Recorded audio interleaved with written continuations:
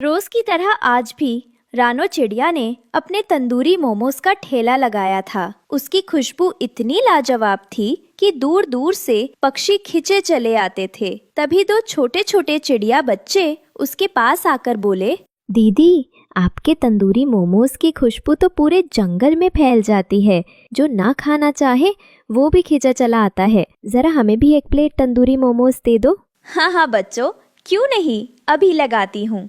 ये कहकर रानो चिड़िया ने दोनों के लिए तंदूरी मोमोज लगा दिए। बच्चों ने तंदूरी मोमोज खाया और रानो की बहुत तारीफ की। दीदी, आपके हाथों के तंदूरी मोमोज का कोई जवाब नहीं। इतने स्वादिष्ट मोमोज तो हमने कहीं नहीं खाए। वैसे दीदी, आपने इतना अच्छा बनाना कहाँ से सीखा? मेरी माँ बहुत अच्छे तंदूरी मोमोज बनाती थी, उन्हीं से सीखा। अब वो इस दुनिया में नहीं है। दोनों बच्चे उदास होकर बोले, ये तो बहुत दुख की बात है दीदी। अच्छा, अब हम चलते हैं, कल फिर आएंगे। कुछ दिनों तक रानो का ठेला खूब अच्छा चलता रहा। तभी शहर से कालू कौवा जंगल में आया। कालू ने देखा कि रानो चिड़िया के ठेले पर भीड़ लगी है। उसने मन ही मन सोचा, अरे वाह, पूरे जंगल में सिर्फ एक ही तंदूरी मोमोज का ठेला है और सब उसी के पास जाते हैं। क्यों ना मैं भी अपना ठेला लगा दूं। क्या पता मेरे शहरी तंदूरी मोमोज भी बिक जाएं। तभी पास से गोरी कौवी उड़कर आती है। अरे कालू भाई, यहाँ क्या कर रहे हो? तुम्हारे शहर वाले ठेले का क्या हुआ? अरे छोड़ो गोरी, शहर में कौन तंदूरी मोमोज खाता है। वहाँ तो लोग पिज्जा बर्गर में लगे रहते हैं, लेकिन यहाँ देखो, पूरा जंगल मोमोज पर ही जी रहा है। मैंने सोचा क्यों ना यहाँ ठेला जमाऊं। ठीक है भाई, ट्राई कर लो, लेकिन ध्यान रखना, जंगल वाले लोग स्वाद के मामले में धोखा बर्दाश्त नहीं करते। अगले दिन कालू ने भी एक ठेला लगा दिया। बोर्ड पर लिखा था, शहर के तंदूरी मोमोज अब जंगल में भी। तभी बिंदिया चिड़िया और बबलू कबूतर आए। चलो बबलू, रोज रानो दीदी के ठेले से खाते हैं। आज कुछ नया ट्राई करते हैं। दोनों ने कालू के मोमोज खाए, लेकिन तुरंत चेहरा बिगाड़ लिया। अरे, इसमें तो बिल्कुल स्वाद ही नहीं है। हमारे जंगल की रानो दीदी के तंदूरी मोमोज ही असली मजेदार हैं। पैसे भी बर्बाद हो गए। दोनों वापस रानो के ठेले पर चले गए। धीरे धीरे बाकी पक्षी भी कालू के मोमोज चखते, लेकिन किसी को पसंद नहीं आते। अगले दिन कालू उदास पेट की डाल पर बैठा था। तभी गोरी फिर आई। क्यों कालू भाई, कैसा रहा शहरी मोमोज का धंधा? गोरी, कुछ समझ नहीं आ रहा। ग्राहक आते हैं, लेकिन एक बार खाकर चले जाते हैं और दोबारा नहीं आते। अगर ऐसे ही चलता रहा तो ठेला बंद करना पड़ेगा।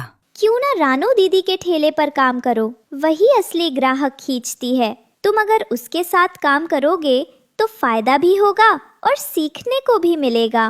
कालू ने गोरी की बात सुनी, लेकिन मन ही मन सोचा, अगर रानो के ठेले पर काम करूं और मौका देखकर उसका ही ठेला खराब कर दूं, तो पूरा जंगल मेरे पास आएगा। कालू रानो के पास गया और बोला, दीदी, मेरा ठेला बिल्कुल नहीं चल रहा। मुझे काम पर रख लीजिए, मैं आपका सारा काम कर दूंगा। ठीक है कालू भैया, अगर तुम्हें जरूरत है तो आज से ही काम शुरू कर दो। लेकिन कालू का इरादा नेक नहीं था। जैसे ही रानो इधर उधर देखती, कालू चोरी से मोमोज में ज्यादा नमक डाल देता। तभी मिट्ठू तोता और हरियाली तोती आए। दीदी, आपके तंदूरी मोमोज की खुशबू तो पूरे जंगल में फैल रही है। जरा हमें भी एक प्लेट मोमोज खिला दीजिए। क्यों नहीं मिट्ठू भैया, क्यों नहीं हरियाली बहन, अभी लगाती हूँ। रानो ने मोमोज लगाए। दोनों ने खाया और तुरंत थूक दिया। अरे राम राम, ये क्या बना दिया दीदी? इसमें तो इतना नमक है कि जीभ जल रही है। भला इतने नमक मोमोज में कौन डालता है? हाँ दीदी, हमारे तो पैसे भी बर्बाद हो गए। आप तो रोज स्वादिष्ट मोमोज बनाती थी, लेकिन आज तो खाने लायक भी नहीं है। ये कहकर दोनों वहाँ से उड़ गए। रानो घबराकर खुद खाकर देखती है तो सचमुच मोमोज नमकीन थे। वो हैरान हो गई, ये कैसे हो गया? अब रानो चिड़िया को कालू पर शक हो जाता है और वह कालू पर नजर रखने लगती है और कालू को नमक डालते हुए रंगे हाथों पकड़ लेती है। कालू भैया, मैंने आपको दया से काम पर रखा और आप मेरे ही ग्राहकों को बिगाड़ रहे हो। अगर आपको काम चाहिए था तो मैं खुद अपना ठेला छोड़ देती, लेकिन धोखा देना ठीक नहीं।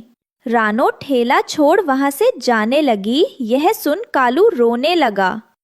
नहीं दीदी, आप मत जाइए, गलती मेरी थी, मुझे माफ कर दीजिए। आज से मैं ईमानदारी से काम करूँगा।